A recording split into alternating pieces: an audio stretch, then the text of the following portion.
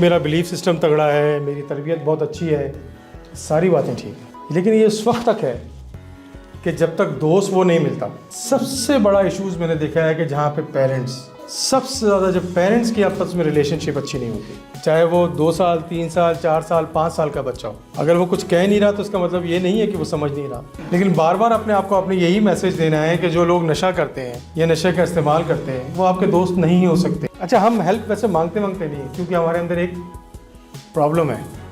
क्या है? ईगो है। अच्छा, ये जो बात आप लोगों ने की ना, ये इस पे हम बताने की कोशिश कर रहे हैं। देखें जिस पे क्या लिखा हुआ है। अच्छा, ये एक सीसॉ है, नीचे आप देख रहे हैं। सीसॉ पे वैसे आप लोगों ने कहीं बैठे हैं बचपन में? वो जब यहाँ मोटा वाला बच्चा बैठ जाता है ना, वो छोटा वाला बच्चा उछल के ऊपर से गिरता है, ऐसा होता है ना? ठीक है, ये ज़िंदगी में भी इसी चीज़ का नाम है कि बैलेंस। अब अमूमन हम ये समझते हैं कि जो प्रोटेक्टिव फैक्टर्स इसमें शामिल हैं कि हम जो है ना वो बहुत, हमारी सेल्फ़ इस्टीम हाई है, हमारी जो कोपिंग जो स्ट्रेटजी है वो भी बड़ी तगड़ी है, हम फिज़िकली तौर पे और साइकोलॉजी के तौर पे जो है हम उस हिसाब से भी बेहतरीन हैं, और हमारे दोस्त अहबाब जो हैं वो भी बड़े पॉजिटिव हैं। जैसे अभी इस बच्चे ने बताया कि मेरे पेरेंट्स ने मेरी जो है ना वो तरबियत ऐसी की है, और अभी आपने जैसे बताया कि मेरी जो है वो अक़ीदा जो है बहुत मजबूत है अल्लाह के मामले में। अच्छा, ये सिर्फ़ उस वक्त तक होता है ऐसा जब तक आप इस सीसॉ पे नहीं बैठते, नहीं थोड़ा सा आगे नहीं जाते, और जैसे ही आप थोड़ा सा आगे बढ़ते हैं तो रिस्क जो है ना वो बहुत तेज़ी से बढ़ने लगते हैं, और फिर आप उस ट्रैप में फंसते हैं कि जिसमें वो दूसरा वाला हिस्सा जो है वो ऊपर आ जाता है, और वो बहुत इम्पॉर्टेंट है चीज़। उस फैक्टर को जो है ना वो हमें अपनी ज़िंदगियों में बहुत ज़्यादा सोच समझ के रखना चाहिए। और होता क्या है, आप में से कई बच्चों ने ये बताया है कि जी क्योंकि मेरा बिलीफ सिस्टम तगड़ा है, मेरी तरबियत बहुत अच्छी है, सारी बातें ठीक हैं, लेकिन ये उस वक्त तक है कि जब तक दोस्त वो नहीं मिलता, वो दोस्त नहीं मिलता जो कहता क्या है, हाँ कुछ नहीं होता। देखो तो इम्तिहान से पहले पी के तो देखो, क्या है, मैं तो रोज़ पीता हूँ, बेहतरीन पढ़ाई करता हूँ, चलो मेरे साथ बाज़ार, सारे मसलों का हाल है। तो ज़िंदगी में मुख्तलिफ़ किस्म की जो रिस्क हैं, अगर हम उनको अच्छी तरह समझने लगें तो ये मसाइल जो है ना वो फिर हमारी ज़िंदगी में कम होते हैं, और हम इस ज़िंदगी के इस पैरामीटर पे पॉजिटिव साइड पे ही रहते हैं। तो वो कौन कौन से फैक्टर्स हैं जिस पे हमको डिस्कस करना चाहिए हमारी ज़िंदगियों में? देखिए, जब गाड़ी चलती है तो वो ख़राब भी हो सकती है ना, गाड़ी चलती है तो ख़राब होती है, ये तो नहीं हो सकता। वैसे खड़ी खड़ी भी ख़राब हो जाती है, गाड़ी चलेगी, एक्सीडेंट भी हो सकता है, ज़िंदगी में कोई ट्रॉमा भी आ सकते हैं। तो ट्रॉमास कौन कौन से हो सकते हैं ज़िंदगी? किसी भी जानने वाले की, किसी भी रिश्तेदारों की, कोई भी नुकसान जो हमारी ज़िंदगी में है, तो इस किस्म के मुख्तलिफ़ किस्म के ट्रॉमास आते हैं। तो फिर उसमें ये जो फैक्टर्स हैं, जो पॉजिटिव फैक्टर्स हैं, उसमें ज़्यादा रहने की कोशिश करनी होती है। वहाँ पता चलता है कि आप कितने ईमान की पख्तगी है और आप तगड़े कितने हैं। ये तो जब बुराई आती है ना, मट्टी भी खाता है आदमी। मैंने ऐसे होते हुए देखा है कि वो बाबा जो पहाड़ी पे बैठा हुआ है ना, वो मट्टी जब लगा देता है तो बीमारी ख़त्म हो जाती है। जाते हैं बड़े बड़े, ये है असल चीज़, इसको देखना। तो किसी किस्म का ट्रॉमा जब आता है, जब पता चलता है, मेंटल हेल्थ के इशूज़ जब आते हैं, जब हमें प्रॉब्लम्स होती हैं। अच्छा, ये चाइल्ड अब्यूज़ होता क्या है? सबसे बड़ा इश्यूज़ मैंने देखा है कि जहाँ पे पेरेंट्स, सबसे ज़्यादा जब पेरेंट्स की आपस में रिलेशनशिप अच्छी नहीं होती, उस वक्त ये सारा मसाइल ज़्यादा होता है। और फिर बच्चा जो है ना वो फ़रार होके, जब उसको मौका मिलता है तो वो फ़रार होके वो सेफ़ हेवन ढूंढता है, जो बदकिस्मती से सेफ़ हेवन नहीं होता, और वो नशे की दुनिया में फिर चला जाता है। फिर ऐसे दोस्त कहते हैं कि आओ मसले के लिए।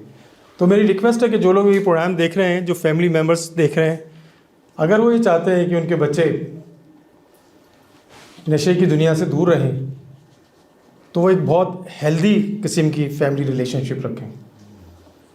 और ख़ास तौर पे बच्चे जो हैं वो अपने पेरेंट्स की बिहेवियर देखते हैं उनके पेरेंट्स के साथ, पेरेंट्स क्या बिहेवियर उनके पेरेंट्स के साथ, वो उनके लिए एक बहुत लर्निंग प्रोसेस होता है। चाहे वो 2 साल, 3 साल, 4 साल, 5 साल का बच्चा हो, अगर वो कुछ कह नहीं रहा तो उसका मतलब ये नहीं है कि वो समझ नहीं रहा, वो सब कुछ रिकॉर्ड हो रहा होता है। तो मेरी रिक्वेस्ट है कि जितनी इज़्ज़त किसी इमाम की करनी चाहिए, इसी तरह घर में जो है ना वो बीवी को शौहर की करनी चाहिए। जितनी इज़्ज़त आप किसी टीचर की या अपने किसी एम्प्लॉयर की करते हैं, उतनी ही रिस्पेक्ट जो है वो शौहर को अपनी बीवी की करनी चाहिए। तो फिर एक खूबसूरत रिलेशनशिप होता है जो फिर बच्चों को एक किसी कॉन्फ्लिक्ट से दूर रखता है। तो ये चाइल्ड अब्यूज़, इसके अलावा चाइल्ड अब्यूज़ दूसरा भी है जो फिज़िकल अब्यूज़ होता है। आजकल के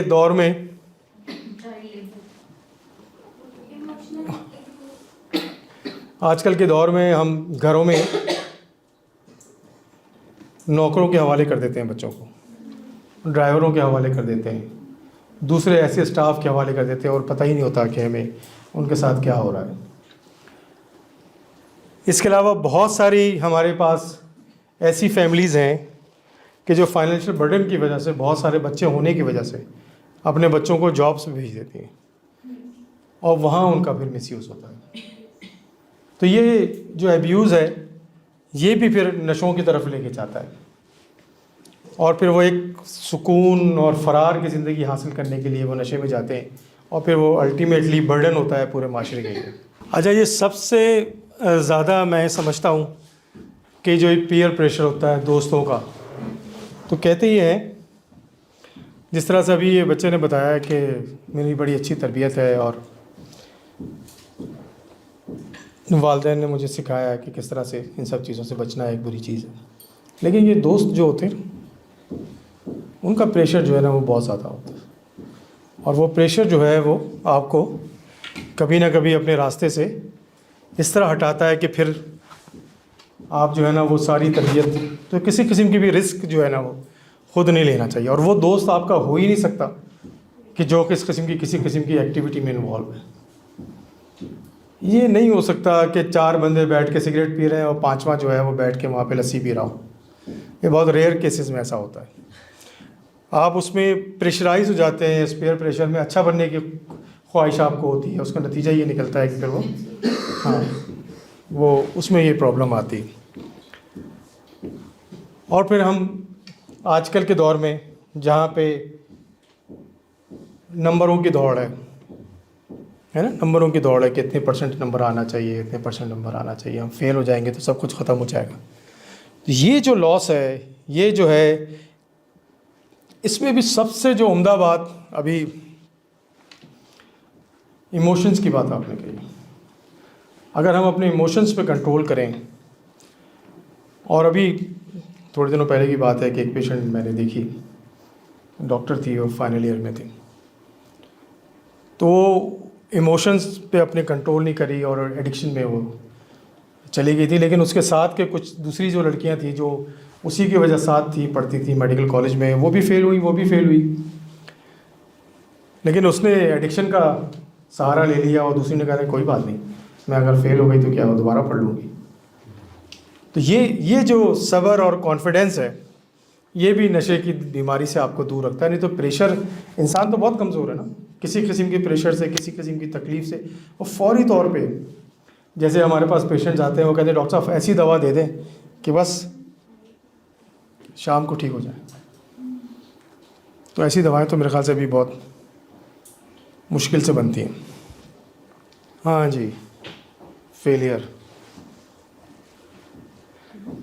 मोहब्बत में नाकामी।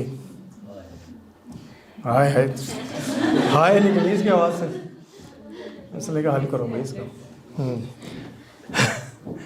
इनको चेक करना भाई। हाय हाय निकाल रहा है बेचारा, अभी भी इसको दर्द हो रहा है उसका, अभी तक नहीं गया।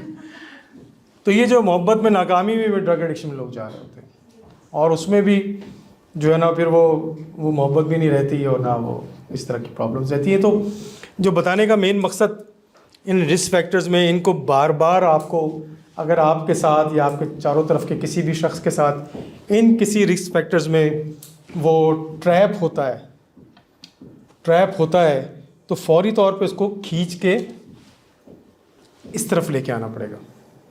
अदरवाइज़ नहीं तो वो ड्रैग होते हुए नीचे गिरेगा और फिर वो एडिक्शन में आ जाएगा। फिर एडिक्शन में तो फिर ये एक बहुत बड़ी बीमारी, जिस तरह मैंने आपको बताया, मार देने वाली बीमारी। और उसमें खाली एक आध बंदा नहीं मरता, उसमें पूरी फैमिली मर जाती है। वो जिंदा नहीं होते। ज़िंदगी के लिए तो आपके पांचों एस्पेक्ट चाहिए ना, सेहत के लिए तो 5 एस्पेक्ट चाहिए, वो कहाँ ज़िंदा होते हैं बेचारे। तो उससे निकालने के लिए आपको इस टिप्स के इस तरफ ही रहना है। जहाँ कोई ज़रा सा भी उस तरफ पैर गया वो ट्रैप होया। और मैंने हमेशा ये देखा है, जो ओवर कॉन्फिडेंट लोग हैं, जो ये कहते हैं कि मुझे तो कुछ नहीं हो सकता, वही चाहते हैं। जो ये ड्राइवर कहता है ना कि जी मैं तो बहुत ज़बरदस्त गाड़ी चलाता हूँ, तो मेरी कितनी भी स्पीड हो कोई मसला नहीं, उसी का एक्सीडेंट होता है। वो स्विमर जो कहता है कि मैं तो ज़बरदस्त किस्म का स्विमर हूँ, वही डूब जाता है। ये ओवर कॉन्फिडेंस जो है ना, वो हमेशा आपको परेशान करता है। तो हमेशा समझदार अपने इमोशंस पे कंट्रोल करना चाहिए, हमेशा ओवर कॉन्फिडेंस से बचना चाहिए, और हमेशा ये समझना चाहिए कि जो सबसे ताकतवर और 100% ठीक ज़ात है वो सिर्फ अल्लाह की ज़ात है। हम तो कमज़ोर लोग हैं, किसी वक्त भी किसी के साथ कुछ भी हो सकता है। तो ये कुछ फैक्टर्स ऐसे थे कि जिनके बारे में हमने थोड़ी सी आपको नो-हाउ दी है। तो अगर आपके चारों तरफ कोई भी इस तरह की एक्टिविटीज़ नज़र आ रही हैं, कोई इंसिडेंस आपके साथ हो रहा है, आपके दोस्तों अहबाबों के साथ, रिश्तेदारों के साथ, तो उनको आपने फौरी तौर पे हाथ पकड़ के खींच लेना है, सपोर्ट उनको देनी है। अच्छा, ये सपोर्ट देने के लिए कुछ हमारे पास टिप्स हैं आपके पास, और हमने जो है ना वो यही चाहा था कि आपसे पूछें कि आपके जहनों में क्या बात है, कि हम किस तरह मुख्तलिफ़ किस्म की एब्यूज़ से बच सकते हैं। तो सबसे पहले क्या कहना चाहिए? No to drugs. ये आसान नहीं है,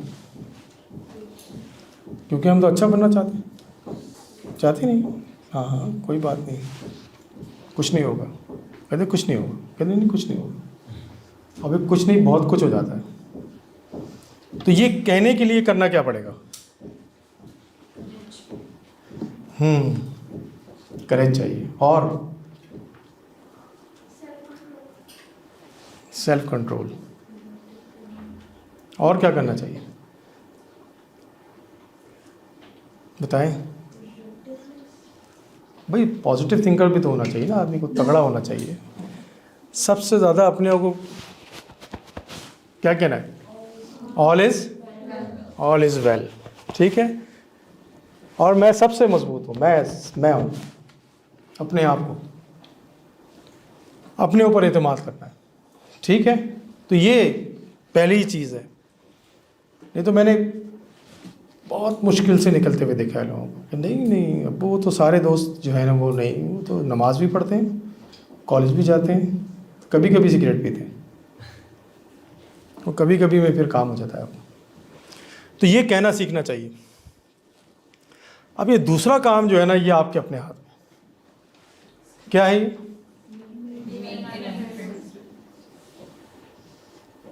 ये करते हैं आप लोग? करते हैं ऐसा जानते बूझते ढूंढ के दोस्त निकाले? ये कैसे हो सकता है?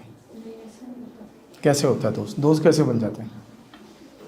ये कॉमन कुछ चीज़ें कॉमन होती है ना हमारी, तो फिर हम दोस्त बन जाते हैं। लेकिन बार बार अपने आप को आपने यही मैसेज देना है कि जो लोग नशा करते हैं या नशे का इस्तेमाल करते हैं वो आपके दोस्त नहीं हो सकते। तो बहुत सिंपल सा फार्मूला है, बहुत सिंपल फार्मूला है कि डिमार्केशन लाइन क्रिएट कर लें अपनी ज़िंदगी में। अच्छा, अल्लाह का शुक्र ये है कि मेरा कोई दोस्त सिगरेट नहीं पीता, क्योंकि मेरी उससे दोस्ती हो ही नहीं सकती। मैं उसी कंपनी को नहीं एंजॉय करता, वो मेरी कंपनी को एंजॉय नहीं करता, बस ख़त्म हो गई बात। तो वो अनकंफर्टेबल फील करते हैं मेरे साथ, और मैं, चाहे वो मेरे स्कूल के, कॉलेज के, मेडिकल कॉलेज के, यूनिवर्सिटीज़ के दोस्त हैं, लेकिन मैं उनके साथ अनकंफर्टेबल हूँ, वो मेरे साथ अनकंफर्टेबल है। तो अल्टीमेटली फिर एक जैसे लोग हमेशा एक साथ आ जाते हैं। तो आप लाइन को डिमार्केट कर दें बीच में। तो दोस्त भी आपने वही बनाना है जो हर किस्म के नशे से, हर किस्म के नशे कौन कौन से हैं? केमिकल और नॉन केमिकल भी। ये जो घरों में हम लूडो खेलते हुए वो लगाते हैं ना पैसे, ये भी बड़ी तगड़ा एडिशन है।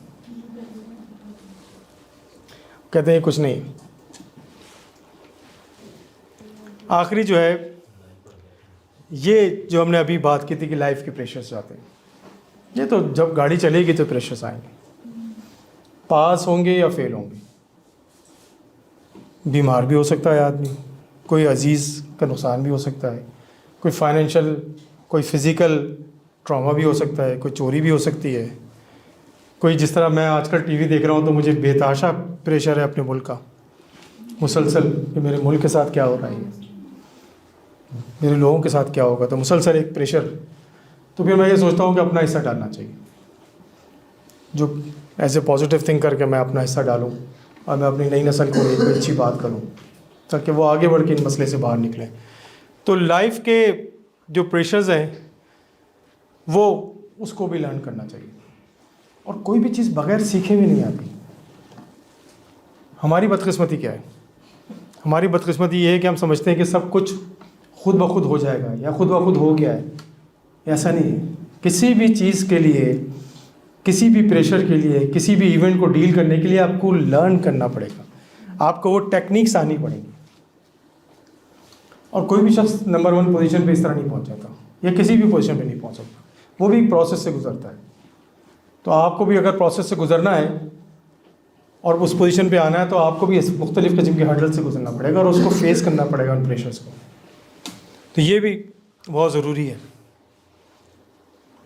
अच्छा, ड्रग एडिक्शन में एक जो सबसे बड़ा मैंने प्रॉब्लम देखी है कि एक तो हमारे रिलेशंस अपने बच्चों के साथ, बड़ों के जो ये प्रोग्राम देख रहे हैं, मैं उनसे रिक्वेस्ट करूँगा, एक तो बच्चों को टाइम दें, जो मैं हमेशा कहता हूँ कि टाइम दें, फैमिली को टाइम दें, उनके साथ बैठें। बच्चे वैसे आपके दोस्त तो नहीं बन सकते, अमूमन बच्चे दोस्त बनते भी नहीं और ना उनको दोस्त बनाना चाहिए। माँ बाप और बच्चों का जो रिलेशन है वो माँ बाप और बच्चों वाला ही रिलेशन होना चाहिए। तो चेक एंड बैलेंस भी ज़रूर रखें, लेकिन डंडा परेड करने की ज़रूरत नहीं है।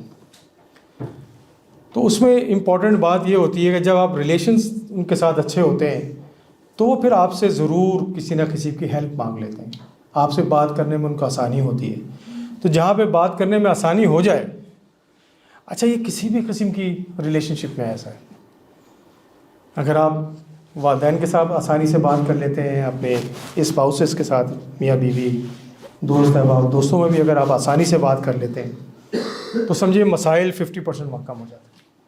क्योंकि बात करेंगे तो मसला हल होगा, बात नहीं करेंगे तो मसला हल नहीं होगा। अगर आप जब तक हेल्प नहीं मांगेंगे तो वो जो चीखें होती हैं ना हेल्प मांगने की, बड़ों को उनको भी पहचानना चाहिए कि भाई ये जो कुछ कर रहा है, ये जो चीख रहा है, ये बार बार आता है मेरे पास, कोई बात करना चाहता है तो मैं सुन तो लूँ उसको।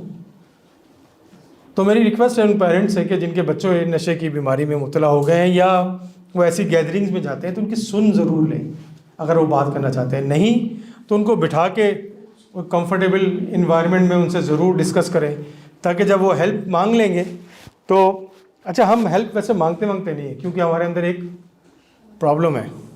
क्या है? ईगो है, क्योंकि हम समझते हैं कि हम छोटे हो जाएंगे। किसी से हमने कुछ कह दिया, रास्ता नहीं मालूम करते लोग कि हमारी बेइज्जती हो जाएगी, और घूम रहे हैं इधर उधर तो नहीं पूछेंगे किसी से, पूछने में क्या है। तो हमेशा ज़िंदगी में कभी इस तरह के मसाइल आएँ तो ज़रूर किसी न किसी मेंटोर से, किसी रहनुमा से, किसी पीर से, किसी बड़े से, किसी टीचर से ज़रूर हेल्प ले लेनी चाहिए, पूछ लेना चाहिए। अच्छा, जब भी देखिए ना, हमारे माशरे में कितने आप लोग यहाँ इतने पढ़े लिखे बच्चे बैठे हुए, आप में से कितने लोग हैं जो कभी किसी से पूछा है आपने कि भाई नशे से बचने के लिए हमें क्या करना चाहिए? किसी ने पूछा है कि तो पागल हो गए, तुम्हें क्या नशे का मसला है? आप बात कर सकते हैं? या कभी आपने पूछा इस तरह से कि जी मैं जहनी बीमारी से कैसे बचूं? जबकि हमने कई दफ़ा ये बात की है कि भाई जहनी बीमारी से उसी शख्स को हो सकती है जिसके पास दिमाग हो। तो भाई बचने के लिए क्या करना चाहिए? पूछा कभी? नाराज़ हो जाएंगे, बड़े भी नाराज़ हो जाएंगे, और हम पहली बात तो हम पूछते ही नहीं, क्योंकि हम ये समझते हैं कि हम तो 100% ज़ात तो सिर्फ एक है, अल्लाह के साथ, जिसको कुछ नहीं हो सकता। तो ज़रूर अपनी फैमिली के साथ बैठ के बात करें। और ये वो सेंसिटिव से क्वेश्चंस आंसर्स हैं कि मैं समझता हूँ कि वालिदैन को और आप जैसे स्टूडेंट्स को जो एज ए लीडर माशरे में आप आ रहे हैं, उनको करते रहना चाहिए, अपनी फैमिली से भी, अपने प्रोफेशनल्स से भी, अपने सीनियर्स के साथ भी, ताकि अगर वो मसला आए तो फिर आपको पता हो। अब मैं रास्ते में आप आते हुए वो बिल्डिंग देखा था जहाँ पे आग लग गई थी, और मुझे वो शख्स याद आया कि जिसने ऊपर से छलांग लगा के अपनी जान दे दी थी। अब वो बिल्डिंग बंद कर दी गई। तो अगर हमें फायर फाइटिंग की तरबियत दी जा रही होती, हमारे पास उस तरह की सीढ़ियाँ होती, हमारे पास उस तरह की ट्रेनिंग होती, तो वो बच्चे की जान नहीं जाती। तो इससे पहले कि वो फ्लड आए और हमें बहा ले जाए, हमें इन चीज़ों को सीखना चाहिए।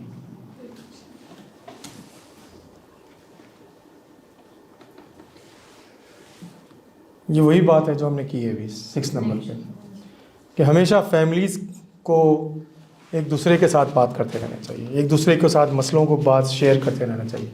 हम अपने दोस्तों से तो बहुत ज़्यादा बात शेयर करते हैं, लेकिन अपने बड़ों से नहीं करते, छुपाते हैं। वो कंफर्ट जोन ज़रूर रखना चाहिए कि जिसमें बैठ के हम एक दूसरे के साथ बात कर सकें, ताकि उस इशू का हल निकलेगा। बैठ के बात करने से तो हल निकलता है।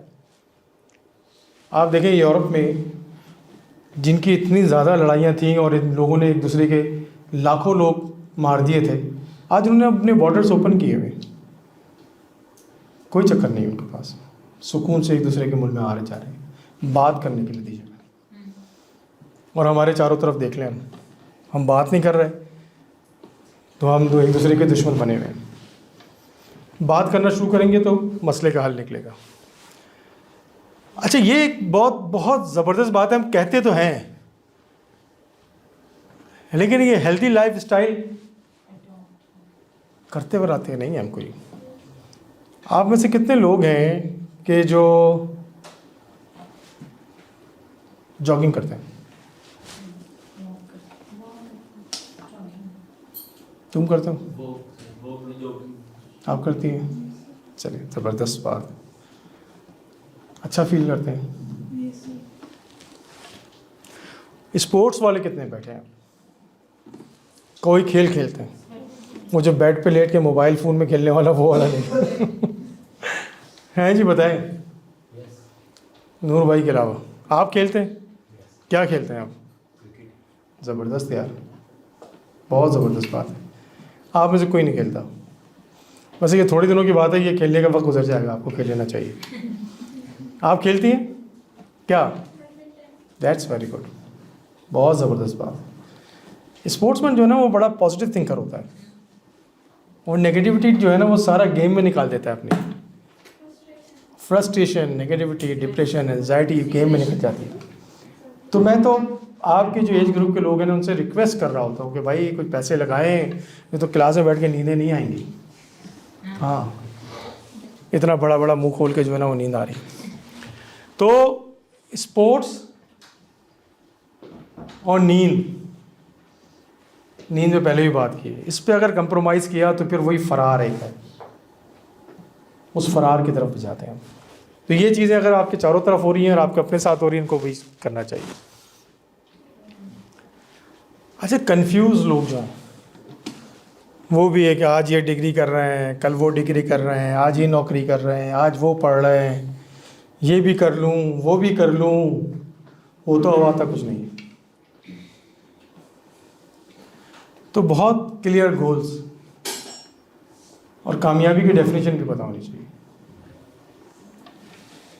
कामयाबी की डेफिनेशन क्या है? हमने लास्ट टाइम भी इस पर बात की थोड़ी सी। बड़ी गाड़ी, बड़ा घर, शादी, बच्चे, क्या है कामयाबी की डेफिनेशन?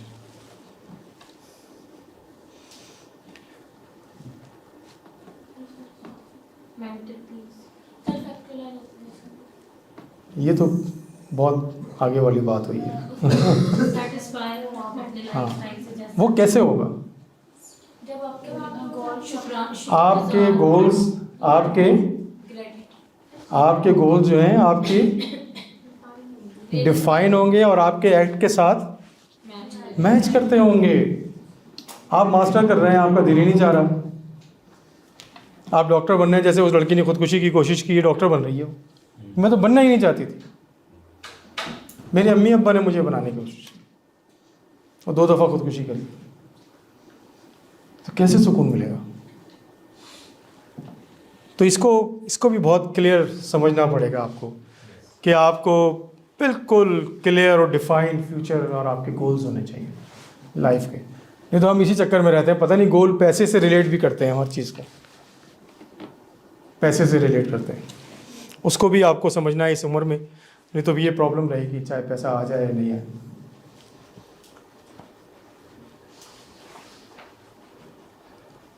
अच्छा, ये हायर पावर का रिलेशन जो है, ये भी उसी सूरत में हो सकता है आपके साथ कि जब, वैसे है रिलेशन आपका कैसा है आप लोगों का हायर पावर के साथ? हायर पावर क्या है? हम लोगों के लिए तो अल्लाह ताला, और दूसरे मज़हब के लोगों के लिए उनके हिसाब से, लेकिन हायर पावर है अल्लाह, उसका नाम आप कोई भी दे लें। तो ये कैसे हमें पता चलता है कि हमारा रिलेशन अच्छा है उसके साथ? स्पिरिचुअलिटी इसको कहते हैं। क्या है ये? तकवा। हमें कोई अचीवमेंट, कुछ हम अचीव करें तो हम उनकी शुक्रगुजारी करें। अगर हम कहीं लो फील कर रहे हैं तो हम उनके जब हम दोनों सूरतों में हम क्या, जब हम कामयाब हो तो जब भी शुक्रगुजारी, नाकाम हो तो भी शुक्रगुजारी। ये कैसे? ये कैसे? मुश्किल काम है ना हर हालत से। कैसे कि कैसे अपने आप को मैसेज दें? कैसे मैसेज दें?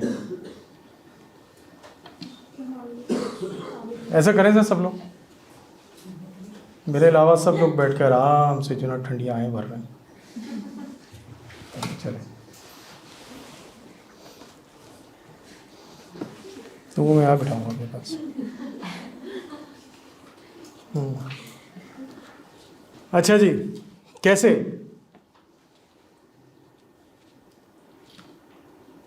भाई अपने आप को बहुत आसानी से एक मैसेज आप दे सकते हैं कि अल्लाह ताला मेरे लिए इसमें कोई बेहतरी है। तो फिर उसका ट्रॉमा, उसकी जो नेगेटिविटी है, उसका जो अफेक्ट है, वो आपकी ज़िंदगी में काम हो जाए। अदरवाइज़ हम हर बात पे जान दे रहे होते हैं। मैट्रिक में नंबर नहीं आया, जान दे देंगे बस। इंटर में दाखिला नहीं हुआ सही जगह पे, फिर जान देंगे। और फिर यूनिवर्सिटी में फिर जान देते हैं। और फिर शादी अगर वहाँ नहीं हुई जहाँ हम चाहते हैं तो फिर जान दे रहे होते हैं। और फिर आगे हर बात पे जान देते हैं। बेटे हो गए तो फिर जान दे रहे हैं, और बेटी हुई तो फिर दोबारा जान देते हैं। तो इसलिए हायर पावर के साथ जो आपका कनेक्शन है वो बड़ा मजबूत होना चाहिए। तो जिसका अक़ीदा, जिसका बिलीफ सिस्टम जो है वो तगड़ा हो,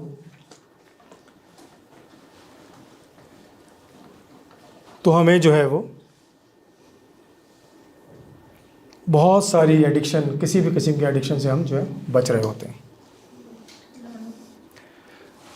अच्छा, जैसे अभी एक बच्चे ने यहाँ पे आके बताया कि हमें ये पता है कि ड्रग एडिक्शन की कॉन्सिक्वेंसेस क्या होते हैं, क्या नशे की बीमारी की वजह से हो सकता है।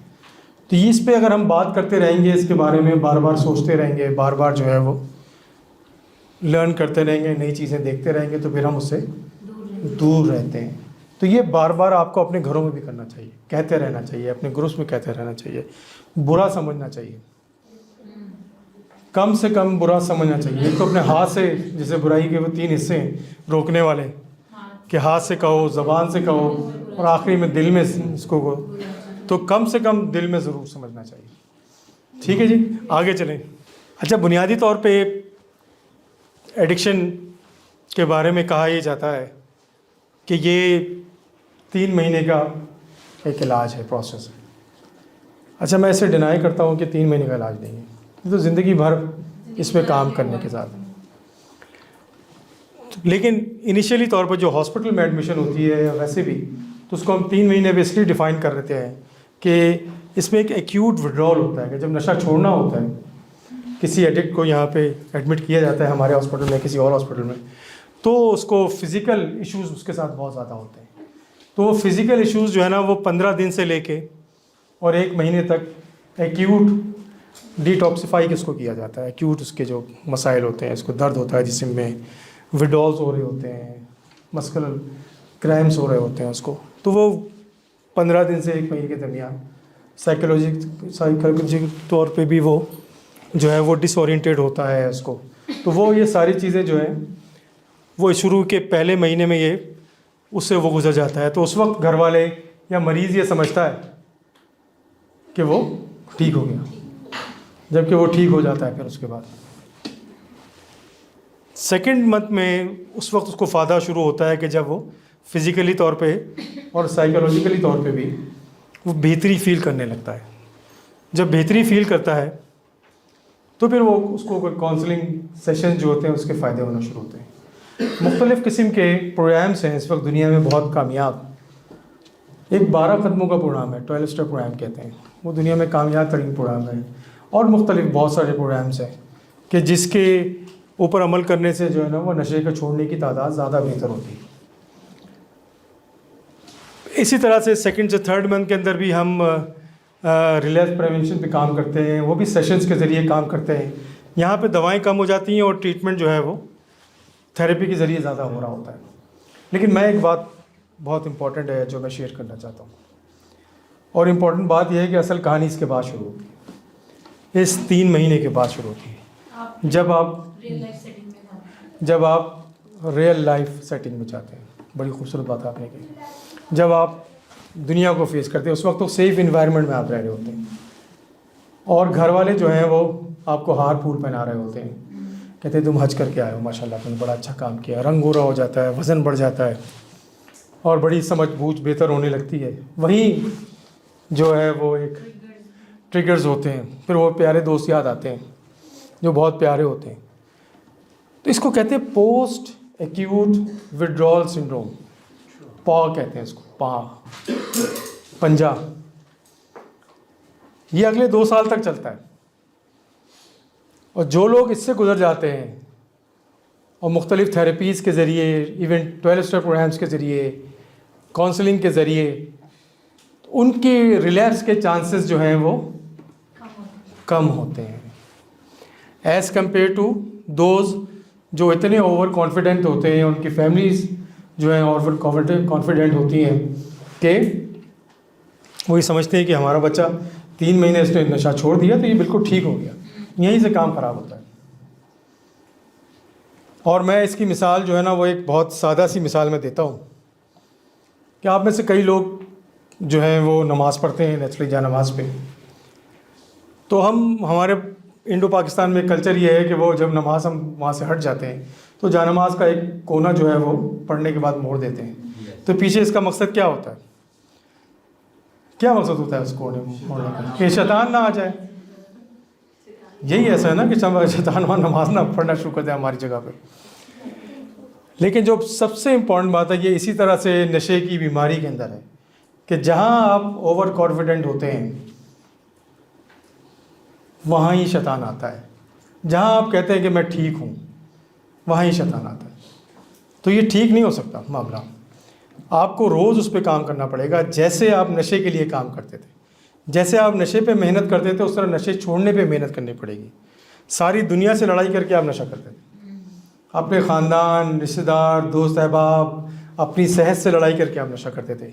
इसी तरह से सबसे लड़ाई करके, उन सारे नादान दोस्तों से लड़ाई करके आपको नशे पे काम करना पड़ेगा छोड़ने के लिए, कि इससे बचना कैसे है शैतान से। तो आँख बंद की और शैतान आ गया, यानी कोना नहीं मोड़ा तो गया काम। वो पीछे खड़ा हुआ यहाँ पे नशा जो है, किसी दोस्त की सूरत में, किसी रोड की सूरत में, कि वहाँ से रोड से गुजरते हैं तो नशा याद आता है, उस कुर्सी की सूरत में जिस पे बैठ के नशा करते थे नशा याद आता है। उन सबको छोड़ना पड़ेगा तो नशा छूटेगा। तो मैं एक और रिक्वेस्ट भी है मेरी फैमिली से, कि आप लोग जो इतनी मेहनत करते हैं अपने बच्चों पे, जिनके बच्चे नशे करते हैं, और मेहनत ये करते हैं, उसके पैसे देते हैं, उसके बिल्स पे करते हैं, उसकी शादी भी कर देते हैं, उसके बच्चों को भी पालते हैं, फिर नशा करवाते हैं पैसे दे के, किसी जगह ट्रीटमेंट भी करवाते हैं। क्या आप नशे की बीमारी पढ़ी? क्या आपने उस पर थोड़ा सा टाइम लगाया? अगर आप वो लगाएंगे तो मैं यकीन करता हूँ कि ये टीम जो है आगे जाए इस पर। इसको देखें जी, इसमें जो सबसे इम्पोर्टेंट ये ट्रायंगल जो है, मैं इसको बार बार सबको बताता हूँ कि हर बीमारी में, और ख़ास तौर पे नशे की बीमारी, ये बहुत ज़बरदस्त ट्रायंगल है। इसमें ये तीनों लोग अगर आपस में मिल के रहेंगे तो भी नशा भाग जाएगा और कोई भी बीमारी भाग जाएगी। और आप ये बीच में आप फिगर देख रहे हैं कि ये हाथ एक दूसरे के हमने पकड़े हुए हैं, ये हाथ से हाथ जुड़ा हुआ है। ऊपर नशे का मरीज़ है, नीचे उसकी फैमिली है, और एक तरफ जो है वो प्रोफेशनल्स हैं। अगर ये तीनों एक साथ रहेंगे और लर्न करेंगे कि नशे की बीमारी से बचना कैसे है, उसकी ट्रीटमेंट कैसे करनी है, सबसे पहले अगर बच जाएँ तो बहुत ही बड़ी बात है, और फिर ट्रीटमेंट कैसे करनी है, तो मैं ये समझता हूँ कि रिलैप्स रेट जो है, जो इस वक्त 97% है पूरी दुनिया में, वो बहुत कम हो सकता है। हम उसमें बेहतरी ला सकते हैं। आखिरी मैसेज ये है कि आप सब ने एक बात ज़रूर कहते रहना है, और वो ये है कि नशा एक बीमारी है तो फिर उसका इलाज होगा। तो एक तो प्रिवेंशन पे कोशिश करनी है। जो लोग ये प्रोग्राम देख रहे हैं, ख़ास तौर पे मैं असातिज़ा कराम से रिक्वेस्ट करूँगा, उलमा कराम से रिक्वेस्ट करूँगा, और ख़ास तौर पे फैमिली मेम्बर्स, घर वालों से कहूँगा कि बार बार बच्चों को सेंसिटाइज़ करें, बार बार बच्चों को बचाएं। तो अगर प्रिवेंशन हो जाए तो बहुत खूबसूरत बात है। और अगर खुदा न खास्ता नशे की बीमारी में मुब्तला हो गए तो फिर ट्रीटमेंट की तरफ आना चाहिए, फौरी तौर पे मदद हासिल करनी चाहिए। प्रॉपर ट्रीटमेंट कराएंगे तो एक तो ज़िंदगी उस बच्चे की भी बच जाएगी, बच्ची की बच जाएगी, और साथ साथ पूरी फैमिली की ज़िंदगी बच जाएगी। तो ये बहुत क्लियर मैसेज है, और हमारे मुल्क का एक बहुत बड़ा मसला, और हमारे जवानों का एक बहुत बड़ा मसला। तो thank you very much Kasim Ali Shah foundation का और आप सब लोगों का, कि जिन्होंने इतने सुकून से ये लेक्चर को सुना, और नेचुरली आप कल को जाके इस पे पॉजिटिव बात करेंगे। तो थैंक यू वेरी मच।